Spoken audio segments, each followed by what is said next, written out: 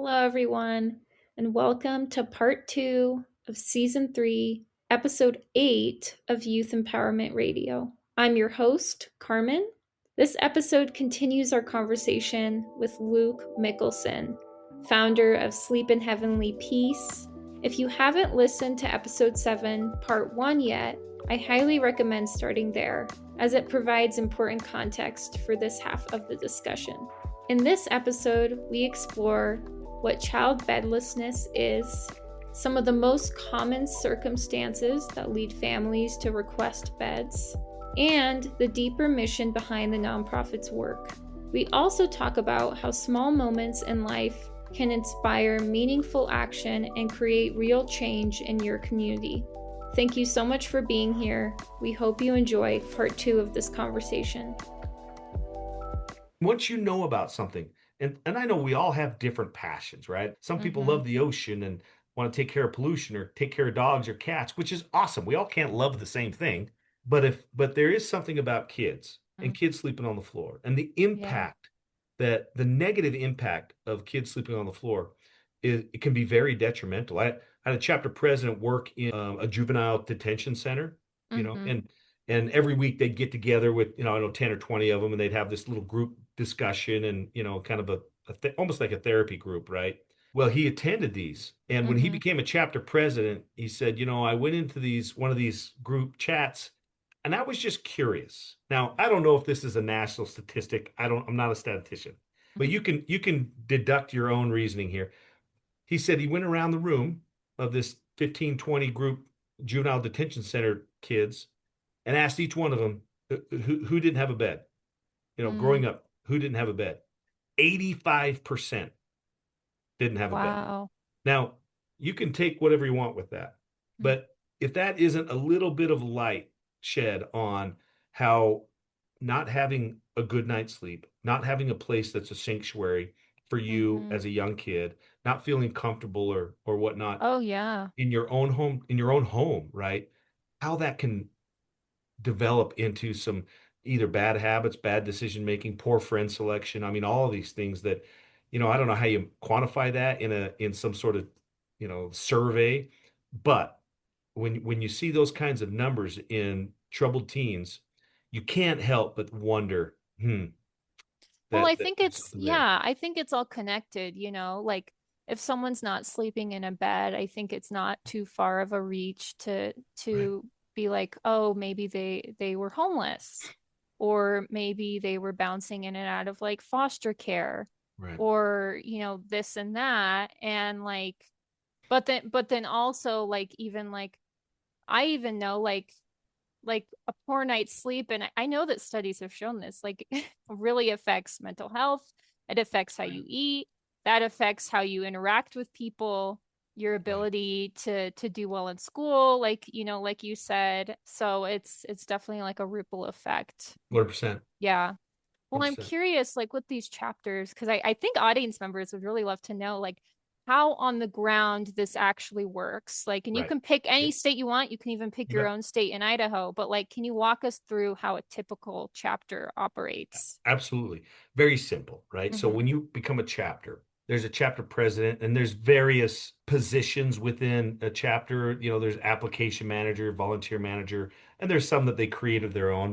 They're really autonomous to do whatever they want within the guidelines of obviously the IRS and what guidelines we put on them. We're Mm-hmm. almost like a franchise, but chapter presidents can build and deliver as many beds as they want, right? As their time allows.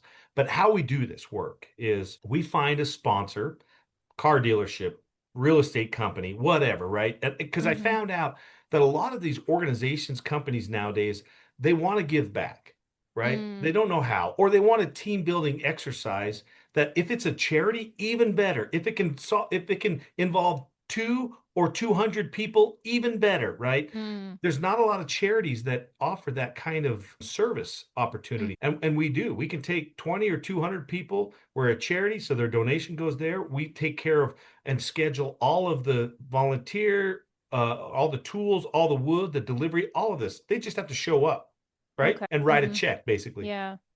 And so we request. a donation of $300 for every bed that they want to build. And that's Okay. mattress, sheet, pillow, pillowcase, delivery, the whole Oh, nine everything. yards, Okay. right? And so if a company says, great, July 10th, we're having our summer Christmas blowout, whatever, with our company, we want to build 20 beds. So they would Mhm. schedule with the chapter president. They would give them $6,000 for their donation. The chapter president then goes, orders all the wood, gathers all the tools and the core Mhm. team, and they, between the two, pick a location they want to do it at, and then we show up. Usually Lowe's delivers the wood right to the location. We Mhm. drop all our tools off and put it in kind of a train, what we call a Mhm. train or an assembly line, where we Mhm. take raw lumber, we Mhm. measure it, cut it, tap it, drill it, Mhm. assemble it, dip it, stain it, do all this stuff. It's an Mhm. assembly line, right? Yeah. And we do it with people that may have never touched a tool in their life. That's how simple Mhm. it is, right? Yeah, wow. Because it really is about doing it together, Mhm. right?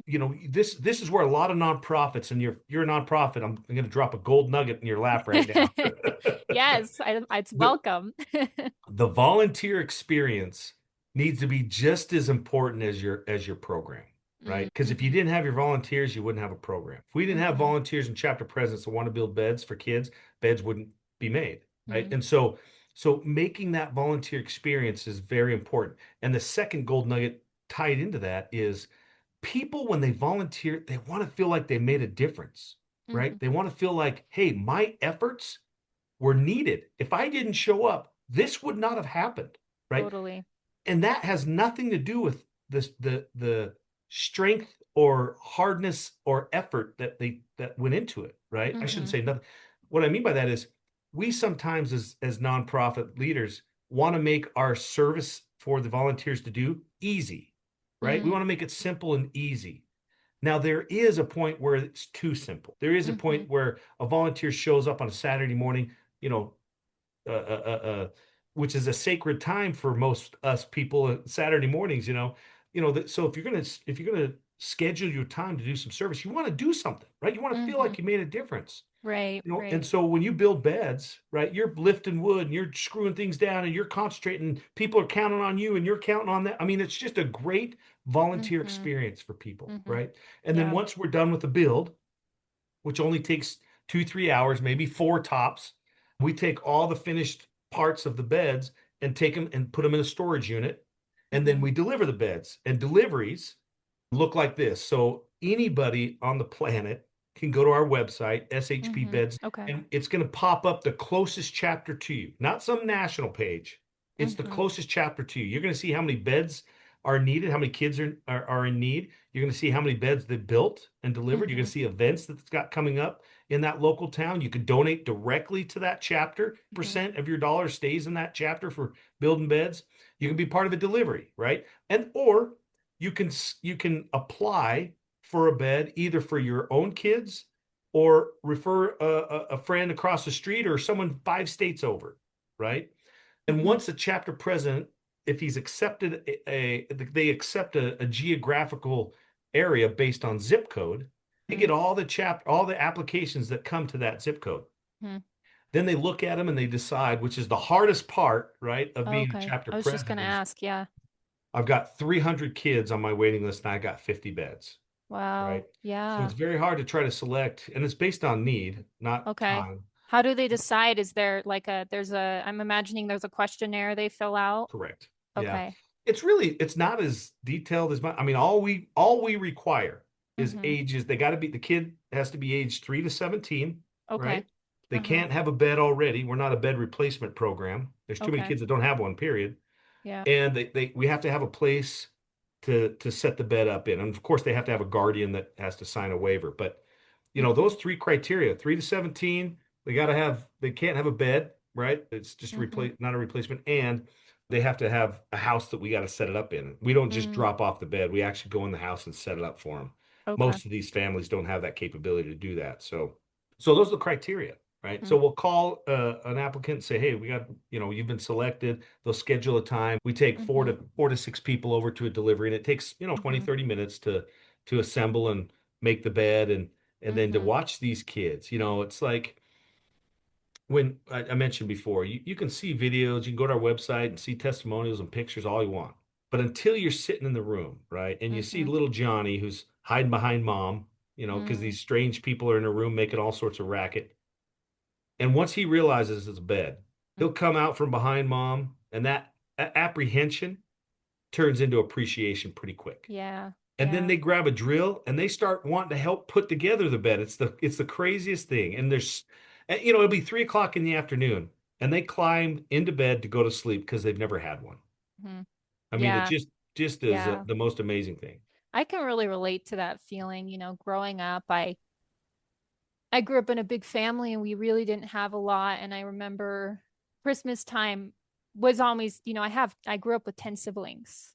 Oh wow, wow, And Christmas time was, I would it's imagine, chaotic. always tough for my parents because it was like toys, right? And I remember they applied for one of those organizations where you could like apply and someone could sponsor the family, like, Sure. and bring you toys. And I still have this memory. I think I was maybe like 7, 8 years old. It was like Christmas morning, and there was like, I think it was like a minivan that pulled up into our driveway, and there Mm, were all these toys like mm. spilling out. And I still remember I got Mr. Potato Head. I don't know if you remember those. Oh yeah, I'm from Idaho, girl. Come on.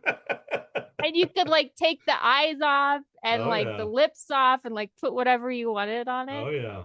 And that was a really, really powerful memory for me. And I don't even remember the people's faces or who they were. I don't remember talking to Yeah. them, but like it's like cemented in my Yeah. memory. So I You know, can we really relate to that feeling. when we deliver these beds, right? Hmm. There's two things I tell these kids. I'll lean down and say, "Hey, listen, I want you to know that this is your bed. It's nobody Hmm. else's." Yeah. Right? Most of the time, these kids don't have a lot of possessions, right? Hmm. This is your bed. It's not your parents. It's not your brothers and sisters. It's yours. Take good care of it, right? So they can learn the value of taking care of something, right? And Hmm. ownership. That's important. And then I also Hmm. say, you see all these strangers in your room? You don't know who they are. Trust me. And that's okay.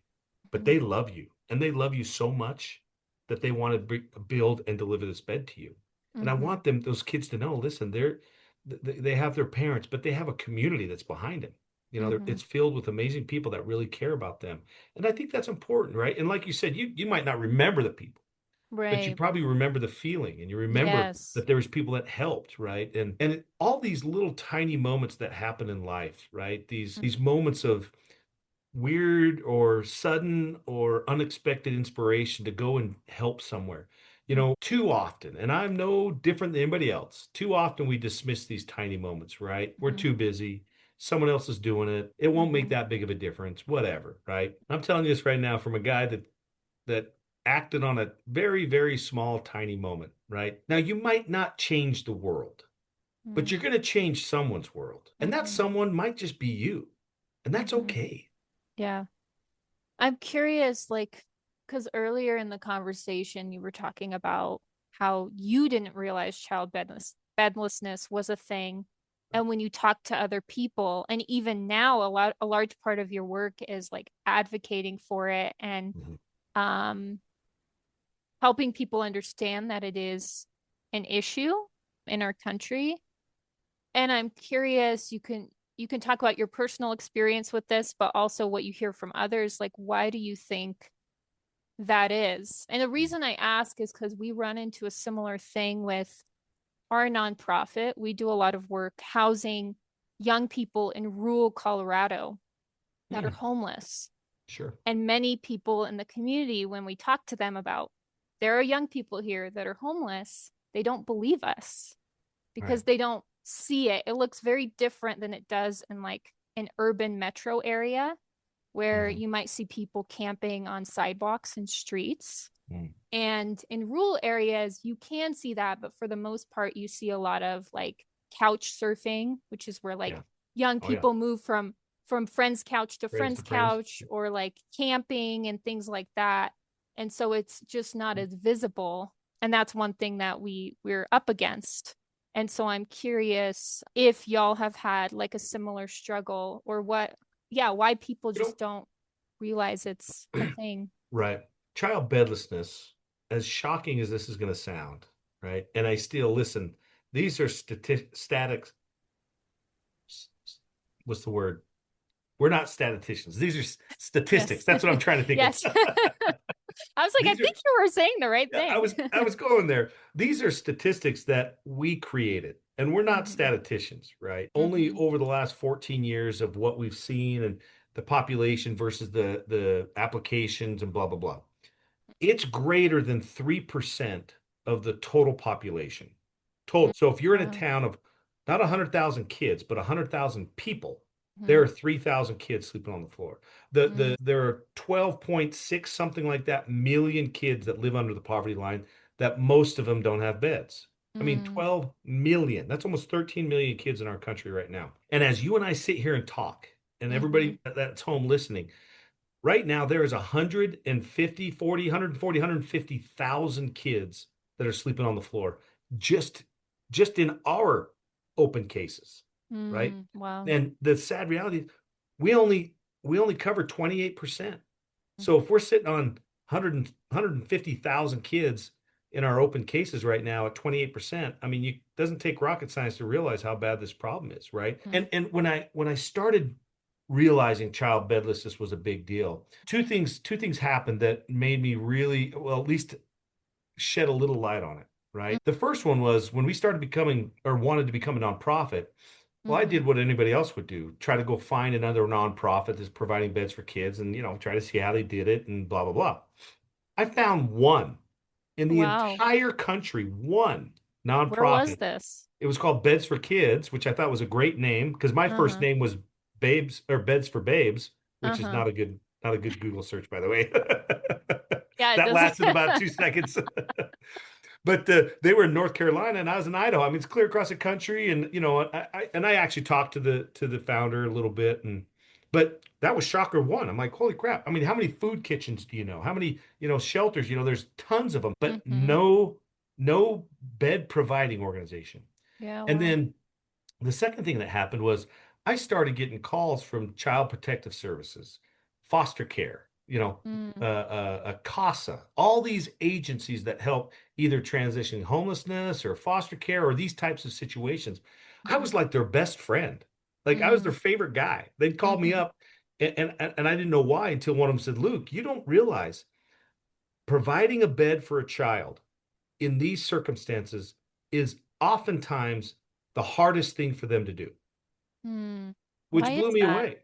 Well, well, if you think about it, and they said because Hmm. there's no charity that's providing this service. No one's providing Yeah. this service. Hmm. Number one, Hmm. and I think a lot of it is as well that it's an embarrassing situation, Hmm. right? And people when they start out in some of these situations, they worry about the top three: food, clothing, shelter, right? Those are Right. the top three, right? When they Hmm. get that, great.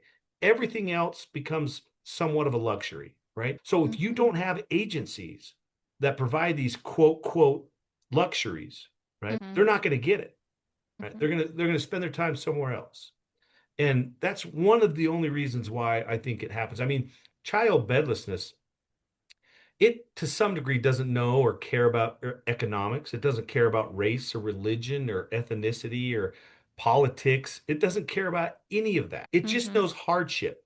It knows Mm. pain and anguish and house fires and divorces and moms grabbing a garbage bag and kids and jumping in the car as quick as they can to escape. It Mhm. only knows these situations, right? And Mhm. so and the sad reality is these kids are in these situations not because of any of their choices, right? they're Mhm. just the they're just suffering the consequences of either someone else's choices or just a really bad situation, and Mhm. that's just unfortunate. Yeah. I'm curious, what would you say are like the top three circumstances that families and Hmm. children are in when they apply for a bed? It's a great question, and this is going to be more speculation than Okay. accurate numbers, Yeah. really. Yeah. Again, like I said, it just doesn't know these situations. I mean, I've Mhm. dealt with. Did you know the number one call that firefighters get are house fires? I didn't know that. I recently heard that. Yeah, Yeah, I was surprised by that. house Yeah. fires are the number one, and I want to say it was some crazy number like 1,000 a day nationwide. Isn't that crazy? It was Wow. some Yeah. crazy number. Wow. Anyways, yeah, a lot of house fires we've dealt with. I would say a Mhm. majority. there was a time that we did track a little bit of this back in the day because I mean, really, we don't care if the kid's sleeping on the floor, we're going to take care of them, Right. Totally. but we did a lot of foster care. Okay. I'd say that's at some point, I think it was as high as 20%. We did foster care. Wow. We've done a lot of single parents, right? For whatever reason, and that at some point it comes down to finances, right? Mm-hmm. When they're dealing with hardships, loss of jobs. Another one, and actually this is probably a little higher on the totem pole, if you will, but even sadder, probably one of the saddest situations that we see is when grandparents take their kids, Mm-hmm. because I mean these kids, these grandparents have already had their kids, and then they're supposed to be living in their golden years, right? And now they have to start all over because their grandkids either go to foster care or or they have to take them. I remember the second Christmas we built beds. So this had been 2000. I got a call. It was from a small town, right? We live in 3,000, 4,000 town. The town next to us was about 40,000. Well, which still is not a very big town. Well, there was an article in the paper about a really sad situation. A couple, they were dating, and the dad came home, obviously suffered from mental health issues, and shot the mom right in front of the kids, right? Killed Oh her, and wow. a really bad situation, and then took off. And well, now these kids are basically homeless, right? They're going to go Mm-hmm. into foster care. Well, these amazing grandparents took them in. There Mm-hmm. was like five of them, Mm-hmm. right? They didn't have room. I mean, they had some bedrooms, but we took three bunk beds into one room. I mean, that's how tight this family was, space-wise, right? And, Mm-hmm. when you think about that, this is a hard situation for not just the kids, but for the parents and the grandparents and the foster care Oh, people absolutely. trying to provide for these kids, and it's just we really take it as an honor to be able to support these kids, right? And Oh in yeah, that it's like situation alone, we got called and we had a bed over there, beds in that house within a few days of finding out about this right. family. And yeah, so there's just so many different circumstances. But I tell you this, 100% of the time, it's not the kid's fault. Mm. Mm. You know, Yeah. Can you I say don't that even, again? I said I 100%, 100% of the time, it is not the child's fault, right? Mhm. He or she is in this situation not because of their choices, right? Yeah. Well, I'm curious as we're wrapping up because a large part of your story is seeing a need, having an idea, and then Mhm. taking action.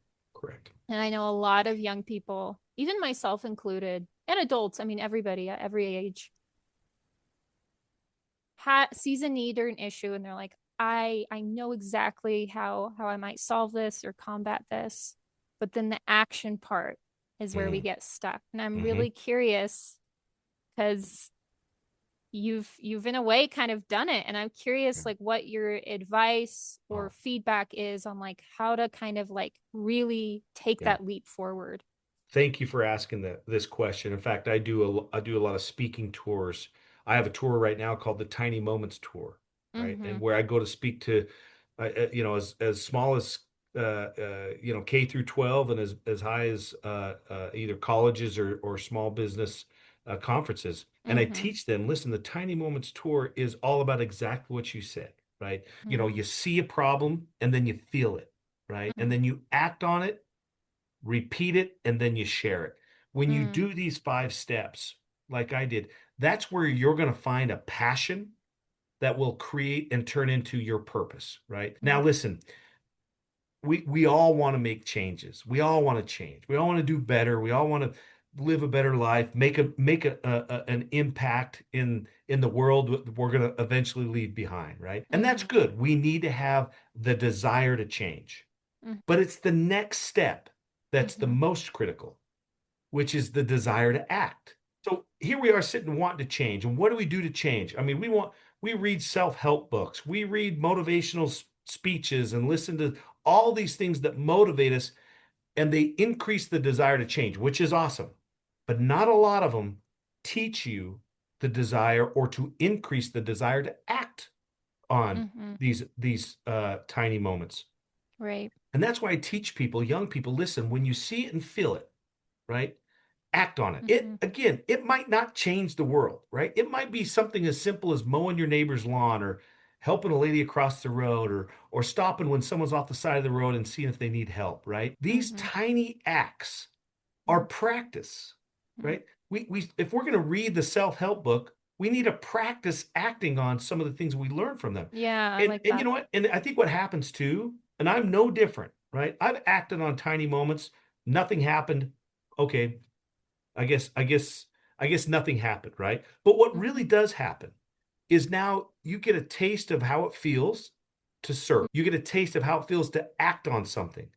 I mean, you're only going to get good at shooting free throws if you shoot freaking free throws. You know what I'm Right. saying? So why don't we spend more time working on our desire to act rather than just the desire to change? And so my Tiny Moments tour is to help people, kids especially, that when you see something and you feel it, right? Because you'll see a lot of things, right? But when you feel it, that's that little spark of passion that who knows what it could turn into, right? And I tell people, listen, if I didn't get off the couch, if my kids hadn't wanted that stupid Xbox,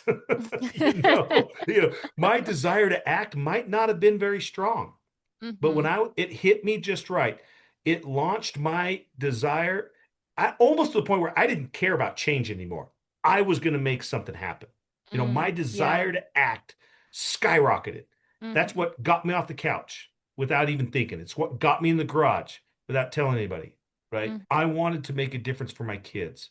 So I teach people, and listen, everybody out there, work on your desire to change, of course. But if you're really serious and you really want to make a difference in your own life and the lives of the people around you, work on your desire to act. Just the tiniest things. Help your wife out, help your spouse out. Do something with your kids, right? Do something for your neighbor, right? These little tiny acts of service are what helps us find our passion. And Yeah. when you find your passion, your purpose is not far behind. Yeah, yeah, it kind of helps like propel you forward, you know. Correct. Yeah. Yeah. Well, oh, we're coming at the end here, Darn it. which makes me sad, but I'm sure folks are gonna want to know how to get in touch with you, maybe even how to get involved in the nonprofit as Yeah, well. I would love Um, that. I would yeah, love that. so if you can just I don't how can folks get in touch with you? So the best way Reach to get out. a hold of me, well, first of all, if you want to learn about sleep in heavenly peace and childbed, go to our website, go to SHP Beds. And the beauty of it, you're going to not only find out about what we do, but you're going to find out what's going on in your own hometown or at least one very close by. And you can get involved, you can donate, you can apply for beds for kids that you know of. I mean, any way you want to help. The biggest thing I ask from you today, which is the easiest thing, just help us raise awareness. If you didn't know that child bedlessness was a real thing, which there's a good chance you didn't, right? Help someone else know because they don't know, right? And if there's not a chapter close by, start one. This is something a lot of retirees live on this kind of stuff because they don't have anything else to do and they want to participate, they want to help. And we have a lot of people that are still much in their career still do this. So you can start a chapter, right, and raise money. If you want to get a hold of me, you can find me on any social media platform. It's either Luke Mickelson or SHP Luke. Message me. My email address is, you can email me at luke@lukemickelson.com. Go to my website, lukemickelson.com, right? Any way you can find to get a hold of me. I'd love to talk. I also do a lot of coaching for founders that are suffering from founder syndrome and nonprofits that are struggling. I do some nonprofit counseling there as well. I'm a public speaker. If you've got an event that comes up, I would love to share my Tiny Moments tour with you. Or I have another speech called Making Passion Purpose, which is involving inspiration, leadership training, and things of that nature. I mean, I really just want to help people find what I found when I was sitting on the couch, right? And because of that now, Sleep Out in the Peace is the largest bed building charity in the world. Not because of all of my efforts, obviously. There's hundreds of thousands of people that have made that possible, but it started with a single tiny moment. Yeah, yeah, love that. Well, thank you so much, Luke. I really appreciate your time, and I really felt a lot of your passion with everything that you said, and I think folks will too. I think listeners will too as well. Yeah. I hope so. Thank you so much. Thanks for having me.